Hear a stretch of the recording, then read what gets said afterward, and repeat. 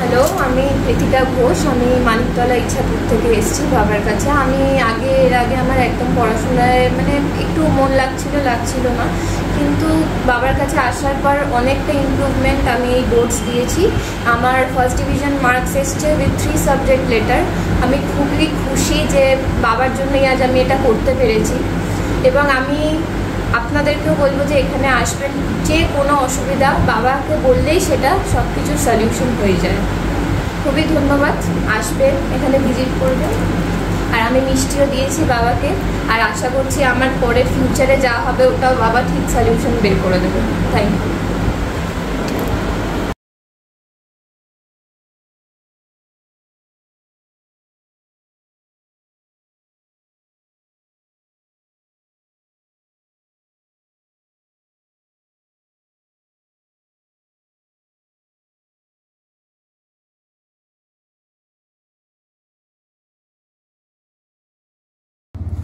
নমস্কার, অ্যাস্ট্রোলজার তপন শাস্ত্রী বলছি।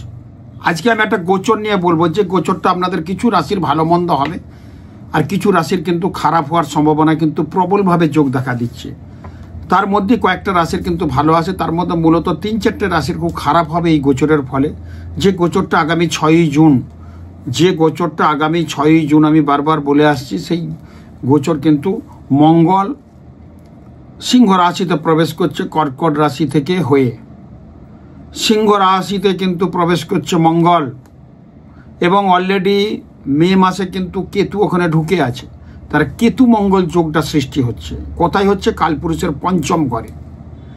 এই পঞ্চম ঘরে কেতুর এই যে সংযোগ, তার সঙ্গে মঙ্গলের সংযোগ, কেতু মঙ্গলের সংযোগটা কি হতে পারে, কি ভালো মন্দ হতে পারে 2025-এর এই যে মেষ, বৃষ, মিথুন, কর্কট, সিংহ, কন্যা, তুলা, বৃশ্চিক, ধনু, মকর, কুম্ভ, মীন, এই 6 জুন মঙ্গলে সিংহের ঘরে প্রবেশের ফলে বিভিন্ন দিক থেকে কিন্তু প্রবলেম, কি বিভিন্ন দিক থেকে ভালো হবে। আমি বলেছি এটা মঙ্গলের বছর হওয়ার দরুন কিন্তু আমি বারবার বলেছি, 3-4 মাসের আগে যদি প্রোগ্রাম আমার দেখেন, দেখবেন মঙ্গলের বছরে আমরা ভূমিকম্প পেয়েছি, আরও পাবো। আমরা জঙ্গিহানা পেয়েছি, আমরা যুদ্ধ লেগেছে রাষ্ট্রতে সেটা পেয়েছি। এবং সব জায়গায় কিন্তু অঘটন, প্রচণ্ড আগুন লাগবে। মঙ্গল একটা অগ্নিতত্ত্বের কারকগুলো বারবার বলে থাকি। এই যোগগুলো কিন্তু আমাদের জীবনে কিন্তু আমি বলে দিয়েছি এই ঘটনাগুলো।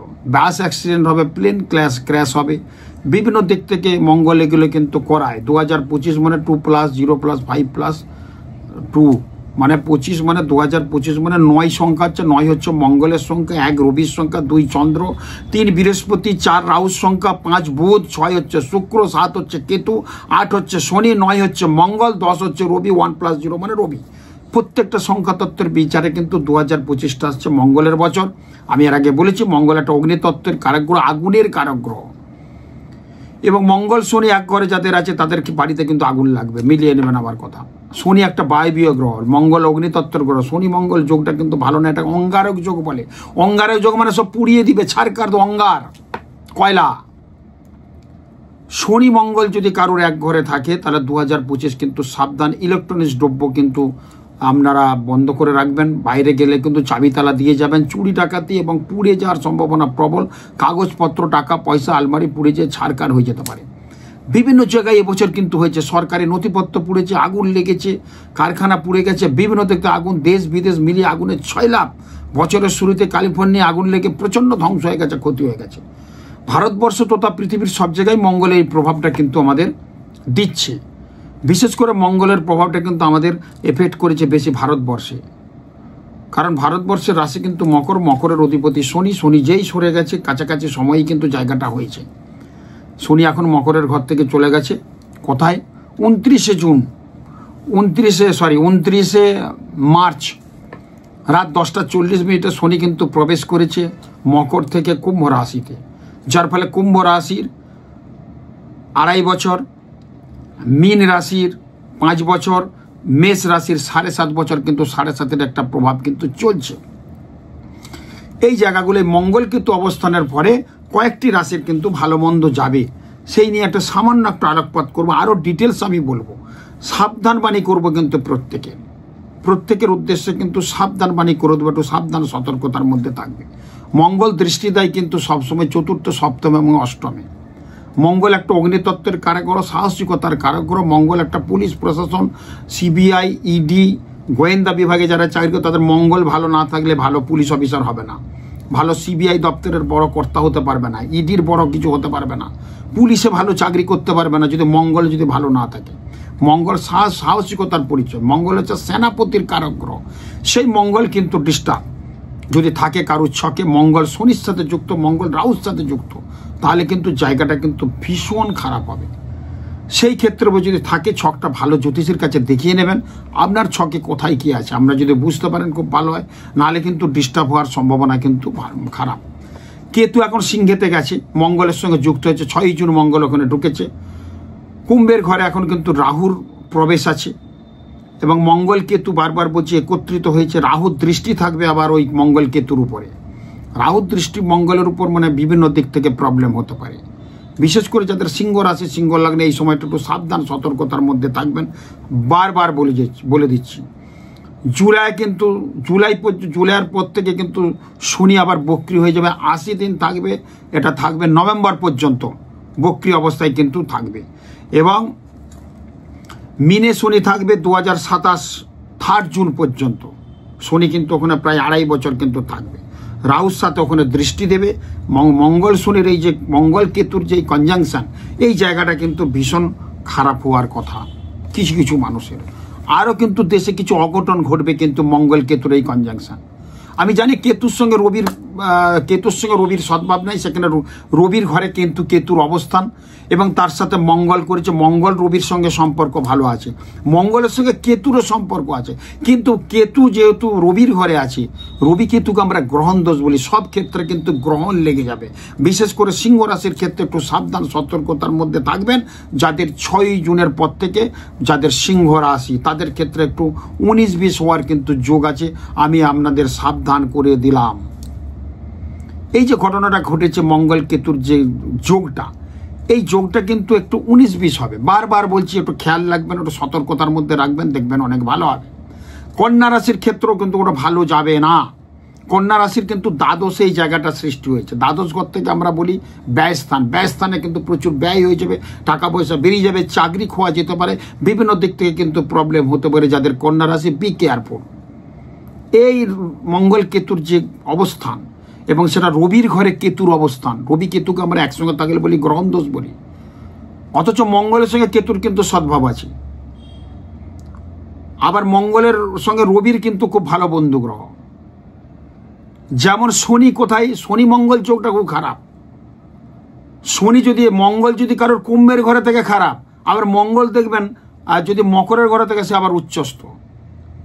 এর ব্যাখ্যা আছে, আমি দেব পরে। তো এই গ্রহের যে বেড়াজাল, গ্রহের যে কন্ডিশন, তাতে কিন্তু খুব ডিস্টার্ব আছে।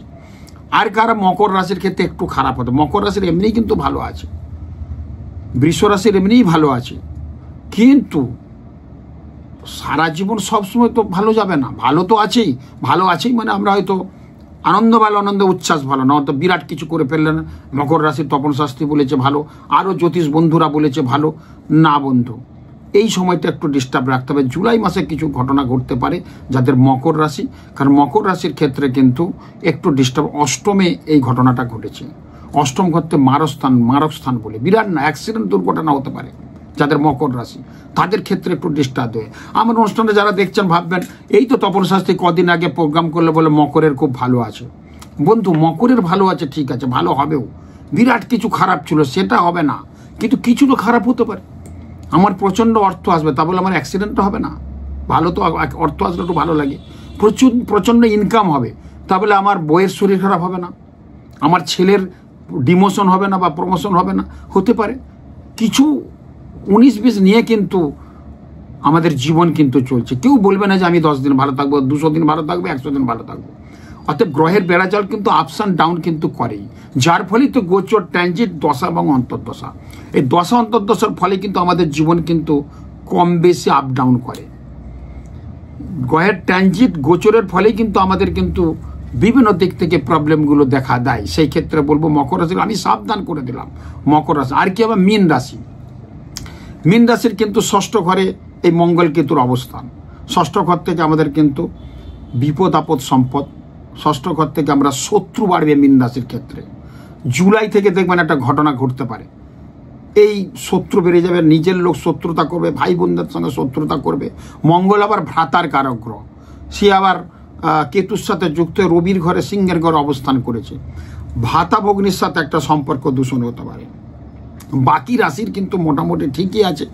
তবু বলবো মঙ্গলের বছর, মঙ্গল কেতু এই মানে সঞ্চারের ফলে বিভিন্ন দিক থেকে ছোটোখাটো প্রবলেম হতে পারে, সেগুলো কিন্তু আপনার একটু সাবধান সতর্কতার মধ্যে থাকবেন। হনুমান চল্লিশার পাঠ করুন মঙ্গলের সঙ্গে কেতুর সংযোগের ফলে, আর একটু হনুমান মন্দিরে একটু মেটে সিঁদুর দান করুন, একটু সৎভাবে থাকুন।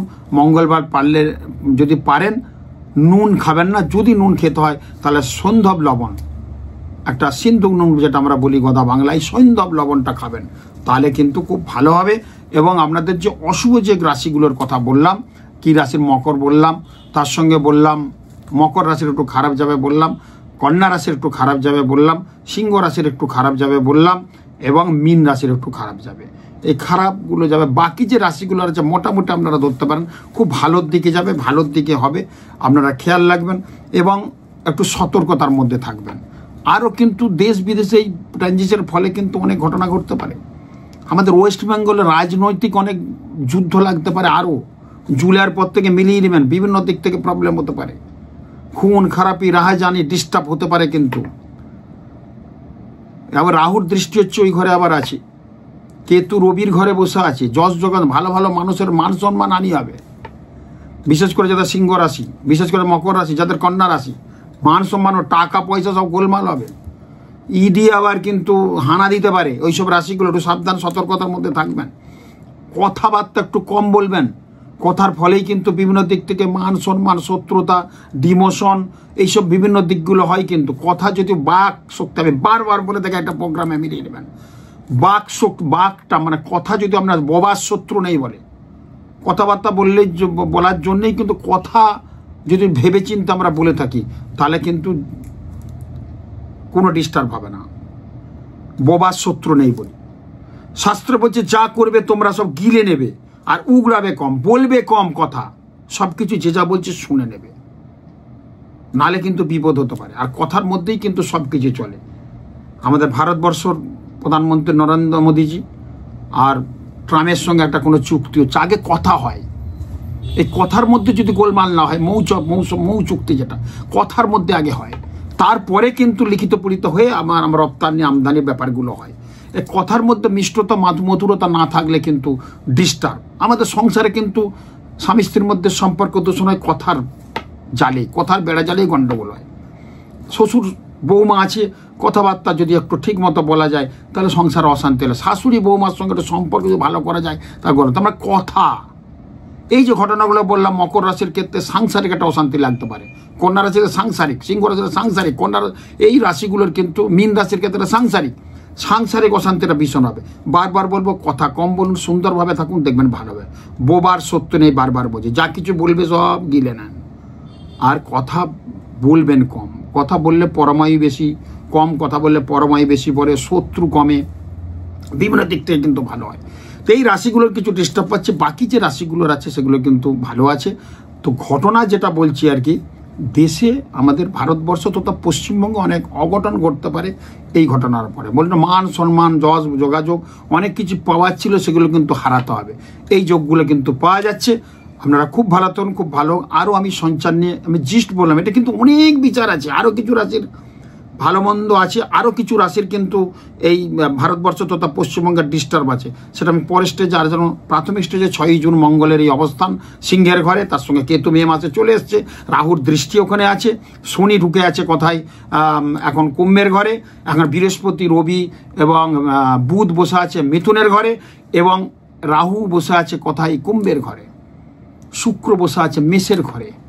এই যে পজিশন, প্ল্যানেটারি পজিশনটা চলছে, তার মধ্যেই কিন্তু ডিস্টার্ব। এখন যারা জন্মগ্রহণ করছে কাল সর্প নিয়ে জন্মাচ্ছে, এখন যে শিশুটি জন্মাচ্ছে কাল সর্প নিয়ে জন্মাচ্ছে, এই কাল সর্প নিয়ে জন্মাচ্ছে মানে শরীর স্বাস্থ্য ডিস্টার্ব হবে, আগামী দিন অনেক ডিস্টার্ব হবে, কিছু করার নেই, ডাক্তারের ডেট দিয়েছে, করতেই হবে।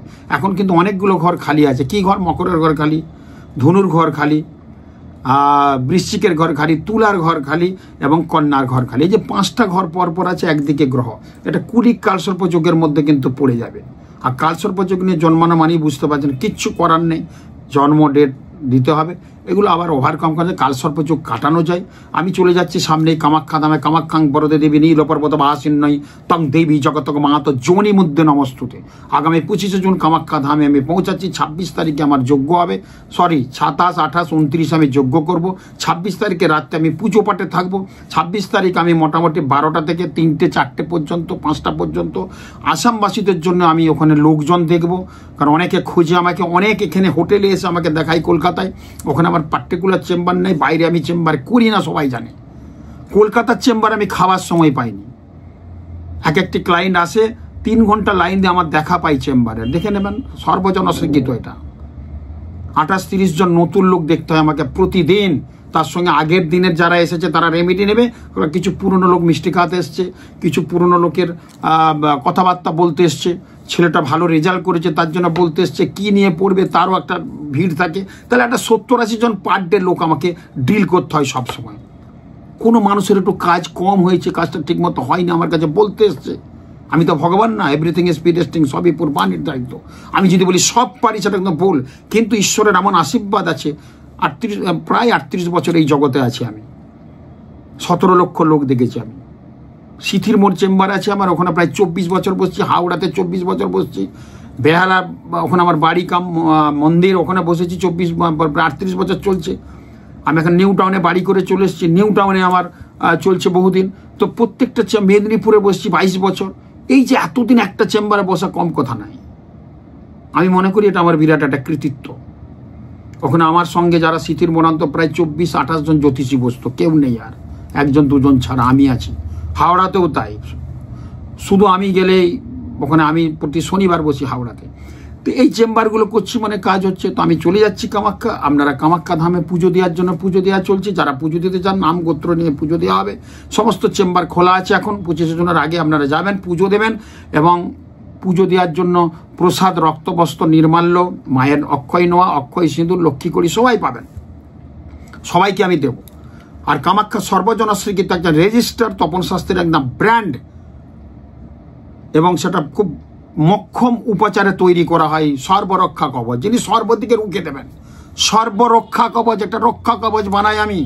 এই কবচ কুণ্ডলী ধারণ করলে অ্যাক্সিডেন্ট, দুর্ঘটনা, পড়াশোনা, রোগ জ্বালা, সম্পত্তিগত ঝামেলা, স্বামী স্ত্রীর মধ্যে অশান্তি, ডিস্টার্ব, সেগুলো কিন্তু ভীষণ ভালো কাজ হয়।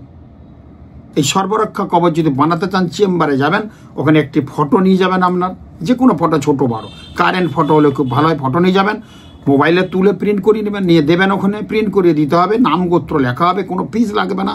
যারা বানাতে দেবেন তাদেরকে বলে দেওয়া হবে কি নিয়মকানুন। পরের দিন, পরের জুলাই মাসের ফার্স্ট উইকে আমি সবাইকে এই কবচগুলো ধারণ করবো। কতিপয় কয়েকজনের জন্য দেওয়া হচ্ছে। যদি মনে হয় যে কবচটা তপন শাস্ত্রী বলছেন যে হয়তো ভালো কাজ হতে পারে, যদি মনে হয়, সবকে আমি জোর করছি না। এটা কিন্তু অনেক খরচ হয়। কামাখ্যা ধামে এতদিন থাকবো, পুজো পাঠের মধ্যে প্রায় 32-35 জন আমার সাথে প্লেনে যাচ্ছে। ট্রেনে কতজন যাচ্ছে আমি বলতে পারবো না, ওখানে গেলে দেখা হলে বুঝতে পারবো। তো সেখানে আমি পুজো পাঠ, কুমারী পুজো করবো, কামাখ্যা ধামে পুজো করবো, 3 দিন যাগ যজ্ঞের মধ্যে থাকবো, মানুষের কল্যাণ সাধন করব, বিশ্বের কল্যাণ সাধন করব। কামাখ্যা ধামে একদিন আমার কাজ করি, একদিন সর্বরক্ষায় রক্ষা কবচটা বানায়, একদিন যারা যাচ্ছে তাদের উদ্দেশ্যে যজ্ঞ করা হয়। এটা আমার সিস্টেম, এটা আমার এইভাবেই চলে আসছে। 25-26 বছর আমি কামাখ্যা যাচ্ছি। খুব ভালো তখন যদি মনে হয় পুজো দিয়ে পুজো দেবেন, এবং আমি আপনাদের যথাসাধ্য মতো রক্তবস্ত্রের একটা কাজ, অনুষ্ঠান দেখছেন বোধহয়, আমার অনুষ্ঠান করেছি কামাখ্যা নিয়ে স্পেশাল অনুষ্ঠান। রক্তবস্ত্রের বিশাল কার্যকারিতা আছে, ওটা নেবেন। যখন আসবেন একটা কন্টেনার নিয়ে আসবেন, কামাখ্যার জলটা দেবো, প্রসাদ দেবো, রক্তবস্ত্র, নির্মাল্য, লক্ষ্মী করি, অক্ষয় সিঁদুর, কাম সিঁদুর সব পাবেন যারা পুজো দেবেন। আর যারা সর্বরক্ষা বানাতে দেবেন তাদের মধ্যে একটা এগুলো সব পাবেন, প্লাস একটা নতুন আমার তরফ থেকে স্পেশাল জিনিস দেবো, যে জিনিসটা কিন্তু ভীষণ কার্যকরী। খুব ভালো থাকুন, নমস্কার।